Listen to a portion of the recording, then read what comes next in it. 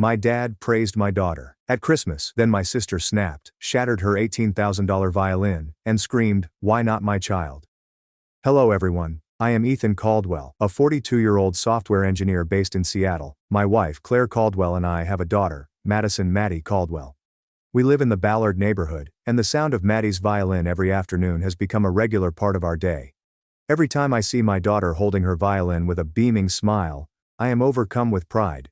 But at the same time, I'm sad because I still remember what happened at my parents' Christmas party 3 years ago. In December 2022, I accepted an invitation to my parents' holiday party in Seattle. Maddie was only 9 years old back then. Maddie carefully carried her violin case in her arms the entire way there, occasionally stroking it affectionately before exiting the car and walking into my parents' house. I turned to face my daughter and gently said, "If you're uncomfortable, please let me know. We can leave anytime." Maddie nodded and took my hand, saying, "I'll be fine, Dad." "I want to play the violin for Grandpa," my daughter whispered. I reached up and patted her on the head to encourage her. We had just exited the car when Dad opened the door and dashed out, his face beaming. He spread his arms wide, hugged Maddie tightly and told her, "There's my granddaughter. I missed you so much. You grew up so quickly. I almost didn't recognize you." Maddie laughed as my father lifted her. Then he turned to me, slapped my shoulder hard and said excitedly, "Ethan, you've finally arrived home. I thought you had forgotten your way home." After Dad's joke I smiled and replied, "I'm relieved that you're still as strong as ever." After a few greetings, Dad placed his arm around my shoulder and led Maddie into the house. He kept asking about my work and Maddie's schooling. His enthusiasm made me feel good after a year apart. When we entered the house, the atmosphere changed completely. My mother was sitting on the sofa at the time, and she only glanced at us once before turning back to talk to my sister. She did not stand up or greet us. Instead, she nodded slightly, as if we were strangers.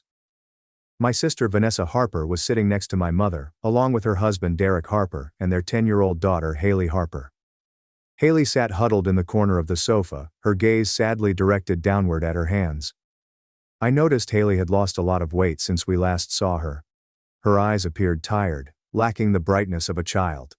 When Maddie approached to say hello, Hailey forced a weak smile and turned away. Just as I was still surprised by their attitude, my cousin Tyler Brooks emerged from the kitchen, holding a beer. Tyler was 30, the son of Uncle Daniel Brooks, my father's younger brother. Tyler noticed me and came over to pat my shoulder in a friendly manner, saying, "Ethan, long time no see. You look good." Uncle Daniel followed Tyler. He came over, wrapped his arm around me, and said warmly, "Ethan, I have missed you so much. Maddie is this big now. The last time I saw her she was tiny." Following what he had said, I inquired about his health and the other relatives who were still present in my parents' living room. My relatives' enthusiasm and care for my family warmed my heart. At the time I had no idea that jealous eyes were following our every move. Around 6:30 p.m., the Christmas party was held in a forced atmosphere. Vanessa constantly brags about her management position, major projects and year-end bonuses. Mom sat listening with satisfaction, occasionally nodding in agreement. Derek occasionally spoke up to support his wife, but it was clear that he was also nervous due to the party's intense atmosphere. Uncle Daniel attempted to lighten the mood by sharing old family stories. He talked about when our entire family went camping at Mount Rainier when we were kids, as well as the football games we watched as a family. Tyler also tried to create a cheerful atmosphere by sharing enjoyable military experiences, but I could tell he was aware of the tension. In the middle of dinner, Mom turned to Hailey and asked, in a somewhat harsh tone, "Hailey, how's piano going lately? Your mother stated that you have been skipping lessons for weeks." Hailey hung her head and did not respond to my mother's question. Vanessa jumped in with a tense voice. "She's sluggish about practicing. I signed her up for lessons at the best center in Seattle, but she won't even try." Uncle Daniel saw this and immediately attempted to defend Hailey. He said loudly, "Hailey is still young. Give it time and she'll become interested." Vanessa did not respond to Uncle Daniel. She remained silent, staring at her daughter with annoyance. While the situation was tense, my father made a grave mistake. He turned to Maddie and proudly announced to everyone, "Maddie is different. She's extremely hardworking. She practices the violin every day. Okay, Maddie?" After my father's unexpected question, Maddie nodded shyly, as if she was uncomfortable with the comparison. I noticed Hailey lower her head, her shoulders trembling slightly. Vanessa tightened her grip on her wine glass at the party table, her face darkening as she realized my father's toxic comparison. I wanted to say something to calm things down, but Dad went on enthusiastically. Maddie even made it into the gifted class. My Maddie is the best. Mom looked at Dad, annoyed, but said nothing. Vanessa gritted her teeth, attempting to suppress something boiling inside. At this point, Uncle Daniel attempted to salvage the situation. He exclaimed loudly, "Both Hailey and Maddie are wonderful. Each has their own talents." Following Uncle Daniel's words, the other relatives quickly changed the subject to avoid a potential family conflict. At the time, I had no idea that a storm was slowly forming and would tear my family apart in a matter of minutes. After dinner, as everyone was preparing to exchange gifts, my father clapped his hands and exclaimed, "Maddie, I heard you play really well."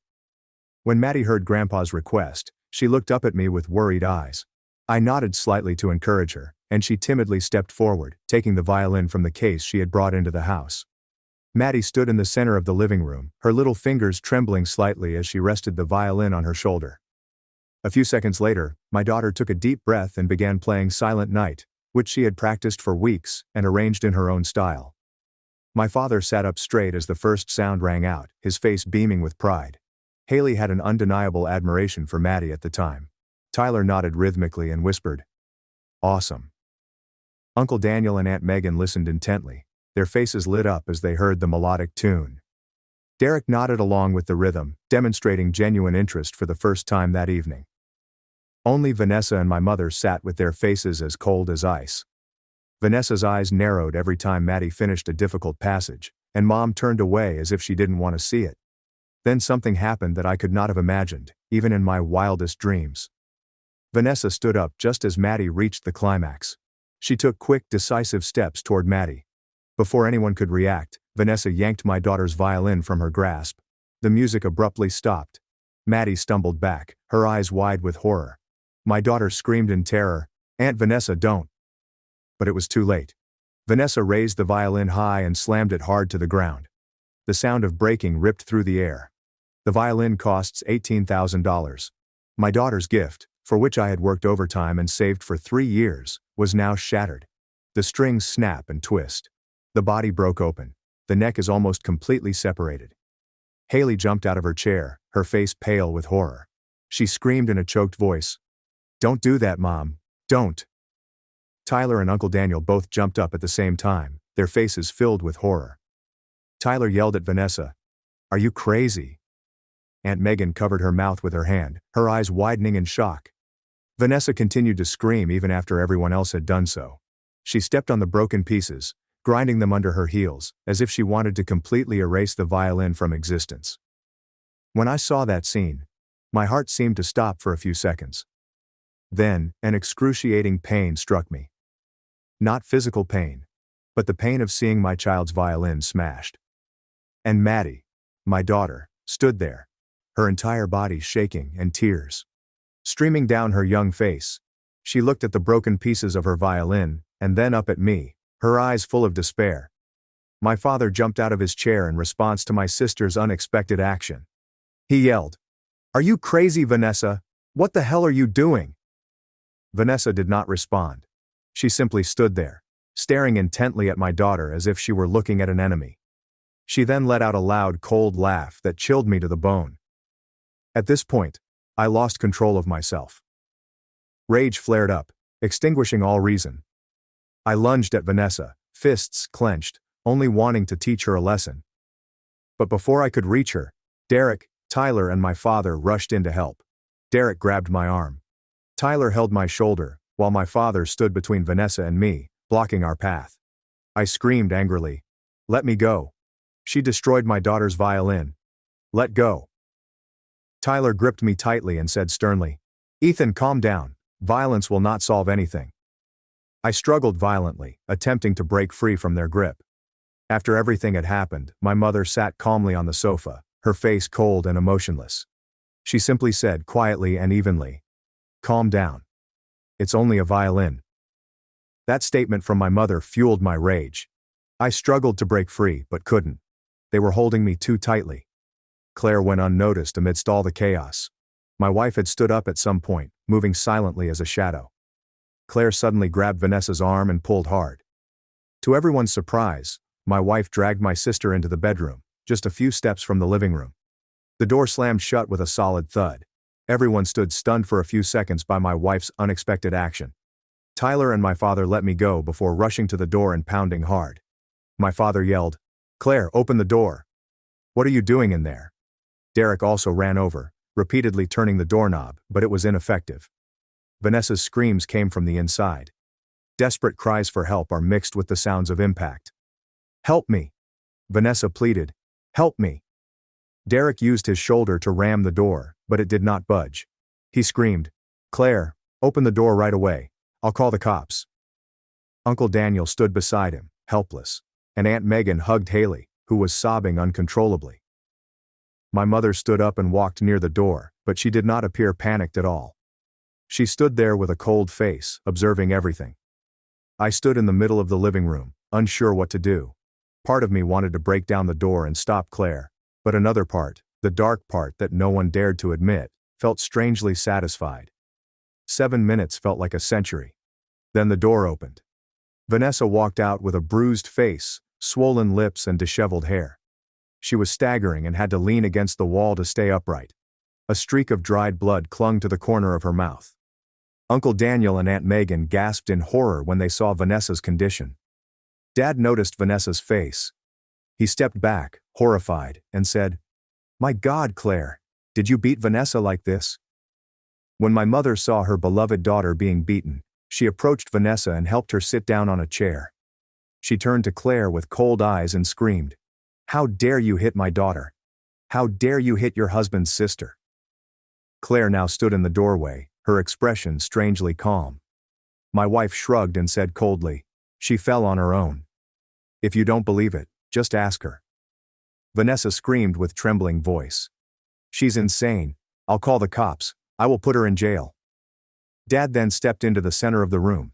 He took a deep breath and tried to regain his composure. Then he looked at Vanessa with stern eyes. My father pointed to the broken violin and said, "Vanessa, why did you smash Maddie's violin?" Vanessa stammered back, "Look at my face, Dad. I was beaten like this, and you're still asking about the violin?" Dad replied firmly, "I'm asking you first. Please respond to me. Why did you do that?" Vanessa remained silent. She couldn't respond. Dad turned to Claire, his eyes stern. He told my wife, "Claire, I understand your anger because your daughter was mistreated. But hitting people is wrong. You have no right to use violence, regardless of what Vanessa did." Claire replied calmly, "I know." After my wife's response, Dad sighed, turned to Vanessa and said, "Vanessa, you must apologize to Maddie and compensate her for the violin. That violin was Maddie's property. You had absolutely no right to destroy it." Mom immediately jumped up, her voice cold, and asked, "Dad, what are you saying? Your daughter was beaten like this, and you are making her apologize?" After Mom's question, Dad turned to her and said firmly, "Be quiet. Vanessa was wrong first. She smashed a 9-year-old's violin. Don't you notice Maddie crying over there?" Mom looked at Dad angrily and said, "You always side with Ethan. Your daughter's face was beaten up and you're still making her apologize. Are you actually her father?" What Mom said made my father even angrier. Dad slammed his hand onto the table, his voice booming. "Who am I siding with? I am trying to be fair. Vanessa's decision to smash the violin was wrong. Claire's act of hitting someone was also wrong. Both must take responsibility." Everyone in the room agreed with Dad's words. Tyler now said loudly, "That's correct. That's fair." A few seconds later, my father turned to Vanessa and told her, "You apologize to Maddie and pay her $18,000 for the violin right now." Vanessa screamed, "No, I won't apologize. I will not compensate. Why is it always about Maddie? Why does she always receive praise? Hailey is also your granddaughter, but do you care about her?" Vanessa's question ended in silence. Dad looked at Vanessa disappointed and asked directly, "So it's because of jealousy? You are jealous of a 9-year-old child?" After Dad's question, Mom jumped in with a cold voice. "Enough. Vanessa is not wrong. Hailey is constantly compared to Maddie. Every time the family gathers, you only talk about Maddie. Maddie is a good violin player. Maddie does well in her studies. Maddie this, Maddie that. What about Hailey? Do you ever ask about Hailey? Dad and Mom exchanged glances, the atmosphere becoming increasingly tense. A car suddenly came to a stop in front of the door. Then the doorbell rang. Dad went to open the door, and I noticed 2 police officers standing there. I turned to look around the room, trying to figure out who had called the police. Then I caught Tyler's eye. He stood in the corner of the room, phone still in his hand, and nodded to me. Tyler walked over to me and whispered. I called immediately after Vanessa smashed the violin. This was too serious to handle within the family. At that point, I knew Tyler had made the correct decision, no matter how painful it was. Our family required outside assistance. After my father opened the door, 2 police officers walked in and quickly assessed the situation. The male officer noticed Vanessa's bruised face, the broken violin pieces on the floor, and Maddie crying in my arms. The male officer spoke in a professional manner. We got a report of an incident here. Could anyone tell me what happened? My father stepped forward, trying to remain calm, and said, I am the homeowner. It's a little complicated, officer. Vanessa rushed in front of the cops, pointed at Claire and yelled, She hit me. Look at my face. I want to report an assault. The female officer approached Vanessa and examined her facial injuries. Then she turned to face Claire with serious eyes. Claire stepped forward, her voice calm as she replied, Yes, I hit her. But first, she grabbed my daughter's violin and smashed it. My daughter is only 9 years old. The male officer immediately looked down at the pile of broken violin pieces on the floor before turning to Maddie, who was crying. He took out his notepad and said, Okay, we need statements from everyone. Please remain calm and cooperative. The statement-taking process took nearly an hour. The female officer spoke privately with Maddie, gently inquiring about what had occurred. The male officer obtained statements from me, Claire, Vanessa, and the others. Tyler was also interviewed as a witness. He described everything in detail and honestly. I sat in the corner of the living room holding Maddie, while the police took statements from the others. My mind was racing with the images of what had just occurred. But then old memories came flooding back like a torrent. Vanessa and I's relationship was never peaceful. Since we were children, we lived in 2 different worlds under one roof. Vanessa was Mom's favorite daughter, and I was closer to Dad. I remember when I was 13, I won first place in my school's art contest. Dad was ecstatic, as if he had won the lottery. He brags to all the relatives and hangs my painting in the center of the living room. Mom was different. She looked at the painting indifferently before making a cold comment. What use is drawing? Why don't you focus on proper studying? Vanessa was standing next to Mom, then laughing mockingly and saying sarcastically, That's right. How can drawing help anyone? Just keep dreaming. I stood there, feeling as if someone had dumped a bucket of cold water on my face. Dad wanted to defend me, but Mom had already turned and walked away, dragging Vanessa behind her. That divide widened over time. Mom always gave Vanessa her undivided attention, from studies to work, marriage, and relationships. And I, in her eyes, was always the impractical child with pointless interests. Dad was the opposite. He supported all of my decisions, from studying engineering instead of business, as Mom had preferred, to marrying Claire. He frequently said, You live your own life, Ethan. Don't let anyone make a decision for you. But that favoritism caused an irreversible crack. Vanessa always thought Dad loved me more, whereas I believed Mom never acknowledged me. And now, history was repeating itself with the next generation. Dad adored Maddie, but Hailey was abandoned in the shadows. I realized it, but it was too late. In that moment, I wondered if I had any responsibility for this tragedy. Had I unknowingly contributed to the comparison by constantly bragging about Maddie without considering Hailey's feelings? The response was painful because I realized that, even though it wasn't intentional, I had contributed to my little niece's wounds. An hour later, after gathering all of the information, the male officer stood in the center of the room and announced, Based on the statements and evidence, we will file reports on 2 incidents. Mrs. Vanessa Harper is charged with intentionally destroying property, specifically a violin worth $18,000 that belonged to Madison Caldwell. Second, Mrs. Claire Caldwell is charged with assault resulting in bodily harm to Mrs. Vanessa Harper. Vanessa screamed, What are you charging me with? I'm the victim here. The male officer looked at her with serious eyes and replied, Ma'am, destroying another person's property, especially a child's property, is a crime. Both parties will have to accept legal responsibility. Mom took a step beside Vanessa, her voice cold as she spoke to the police. "We will hire an attorney. You'll have to pay." Dad shook his head, tired and disappointed. He didn't say anything, just turned and entered the kitchen.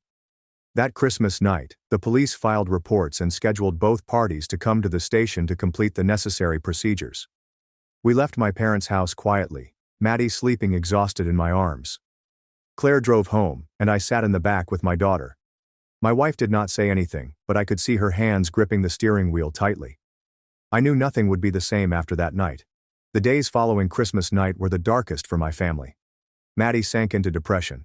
She refused to speak, eat, or leave her bed for the entire day. When I asked Maddie if she wanted anything, she simply shook her head and turned to face the wall. After extensive discussions with my wife, I took my daughter to see a child psychologist. Maddie remained silent during her first therapy session. She sat there motionless, staring into space. By the third session, she had burst into tears. The doctor informed me that Maddie had said, through tears, "I don't want to play violin anymore. I'm afraid people will hate me. I'm afraid Mom and Dad got in trouble because of me." Hearing those words made my heart feel like it was being squeezed. My daughter, an innocent 9-year-old, was blaming herself for the adults' actions. Claire has also changed. She grew quieter, frequently sitting alone in the dark. I knew my wife was carrying a burden of guilt, even though she never admitted it. One night, while Maddie was sleeping, I sat down next to Claire and asked, "Are you okay?" Claire remained silent for a long time. Then she turned to face me, her eyes red, and said, "I do not regret hitting her, Ethan. If anyone dares to touch our daughter, I will do it again. But I am scared. I'm afraid Maddie will think her mother is violent." Hearing my wife's words, I took her hand, unsure what to say, as I had similar concerns. 4 months later, the trial was held at Seattle Criminal Court. That day, I sat in the back row with Claire next to me. Maddie wasn't there because I didn't want her to confront those who had hurt her. Vanessa sat on the opposite side with her lawyer. Mom sat right behind her, her face as cold as usual. Dad didn't come because he didn't want to see his family go to court. The trial followed proper procedure. All evidence was thoroughly presented, including images of the shattered violin, the receipt for the $18,000 violin, witness testimony, and medical reports on Vanessa's injuries. When asked to explain her actions, Vanessa stood up with a tense expression. Her lawyer attempted to argue that it was a temporary reaction to long-term psychological pressure. But then the prosecutor asked directly, "Ms. Vanessa, could you please explain why you behaved in that manner toward a 9-year-old child's violin?" Vanessa remained silent for a moment following that question. Then she burst into tears, crying while speaking. "I couldn't take it anymore. Every time the family got together, they only talked about Maddie. Maddie is so good at this. Maddie is extremely talented at it. How about my daughter, Hailey tries. Hailey also studies hard. But no one looks at my daughter. My father only cares about Maddie." I've had to hear those comparisons for years. Her words elicited a heavy silence throughout the courtroom. A few seconds later, she turned to face me with hateful eyes and asked, "Ethan, do you understand how my daughter feels? Every time she visits her grandparents, she cries because she feels inferior. She asks me why Grandpa does not love her as much as he does Maddie. Do you recognize that feeling?" After that question, I sat in silence, unsure how to feel. Part of me understood Vanessa's pain, but another part of me could not forgive her for what she had done to my daughter. The judge issued the verdict after hearing all of the parties' cases. Vanessa was convicted of intentionally destroying property. Sentence: 18 months probation, mandatory anger management classes, and $18,000 for the violin. Claire was convicted of assault resulting in minor injuries. Sentence: a $2,500 fine and mandatory anger management classes. When the judge sounded the gavel to conclude the session, I looked at Claire. My wife sat there with a calm expression, but I could see her shoulders sagging slightly. A moment later, Mom stood up and assisted Vanessa out of the courtroom. When she walked past where I sat, she came to a halt and looked at me with cold eyes. She said nothing, simply turned and walked away. It was the last time I saw Mom. A week after the trial, I was sitting in the living room when the doorbell rang.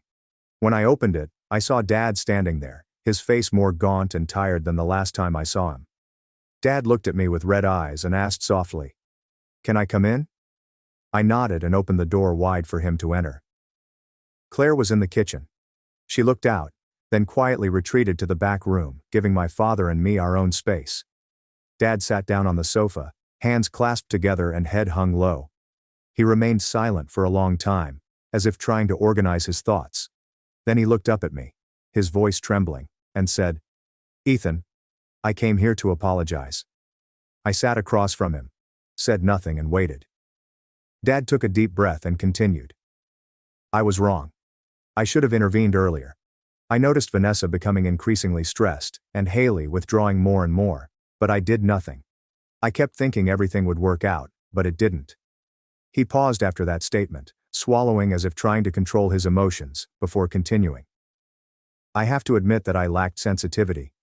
I adore Maddie. That is true. However, I didn't realize that every time I complimented Maddie, Hailey felt excluded. I unknowingly compared my two granddaughters without considering the consequences." Dad looked down at his hands, choking up as he spoke. "Hailey is my granddaughter. She deserves to be loved, just like Maddie. But I failed. I wasn't fair to her." I sat there, emotions rising within me. This was the first time I had seen Dad admit his mistake so openly. A moment later, Dad looked up at me and said, "I am not asking you to forgive Vanessa. What she did was unacceptable, but I want you to understand that I am also responsible for this. If I had been more sensitive, if I had intervened sooner, perhaps things would have been different." Hearing Dad's confession, I stood up and walked over to sit beside him. I placed my hand on his shoulder and replied, "I understand, Dad. I do not blame you." Dad turned to look at me. We sat for a long time, saying nothing. Sometimes silence is the most powerful language. It has been nearly 3 years since that fateful Christmas night. Maddie is currently 11 years old. She has overcome the initial traumas. I bought her a new violin, and Maddie resumed playing. She was chosen to join her school's youth orchestra just last week. Claire and I are still together. We went through the most difficult period together, and instead of falling apart, our relationship grew stronger. She finished her anger management classes and experienced significant changes. We learned to communicate more effectively with one another and share our emotions rather than bottle them up inside. Dad still calls me every week. He continues to visit Maddie, and each time he sees her, he tries not to compare or brag too much. I know he's trying to change, and that's enough for me to admire. Mom is still silent. I haven't received a phone call or a text message in nearly 3 years. Dad says she's still angry at me and believes I destroyed the family. I'm not sure if she will ever change, but I've come to accept that fact. Vanessa finished her anger management classes and paid the entire $18,000 in compensation. Dad told me she's changed a lot, is less angry, and is attempting to rebuild her relationship with Hailey. I don't know if I'll ever forgive her, but I hope Hailey is okay. Something unexpected occurred a few months ago. I got a letter from Hailey. She wrote that she does not blame Maddie. She understands that what her mother did was wrong. Hailey apologized on her mother's behalf, saying she misses Maddie and the times the two cousins used to play together before everything happened. I read the letter and gave it to Maddie to read. Maddie cried. Since then, Maddie and Hailey have begun texting. At first, they only exchanged short messages to check in on each other. The two then gradually increased their conversation and sharing. I didn't stop it because I recognize that both Maddie and Hailey are victims of this tragedy. They should not be forced to bear the consequences of the adults' mistakes. After everything we've gone through, I'd like to share with you 6 pieces of advice I gained from my family's tragedy. First, never compare children to one another. Each child has unique value and deserves to be treated fairly. Don't allow one child to live in another's shadow. Second, keep your emotions under control, especially in tense situations. Regardless of how angry you become, violence is never the best solution. Allow the law to intervene. Third, express your emotions rather than allowing them to fester. Vanessa had been harboring resentment for years, and no one knew about it. If she had told Dad about her discrimination early on, if she had shared Hailey's pain, perhaps things would have been different. Fourth, don't let children bear adults' guilt. Both Maddie and Hailey are victims in this story. Hailey blamed herself for believing she wasn't good enough, while Maddie felt guilty for excelling and making others jealous. This is something I would never want to see. Finally, intervene as soon as you notice signs of tension. Dad and I noticed Vanessa becoming more stressed and Hailey withdrawing more, but we assumed everything would work out. This was an error. When you notice unusual signs in your family, take the initiative to identify and address the underlying issues. Do not wait until everything explodes. My story ends here. Before I finish the story, I'd like to ask you a question. What would you do if you saw your sister smashing your child's violin? Please share your thoughts in the comments section below the story. And if you were moved by the story, please subscribe to the channel to show your support. Goodbye, and we'll see you again.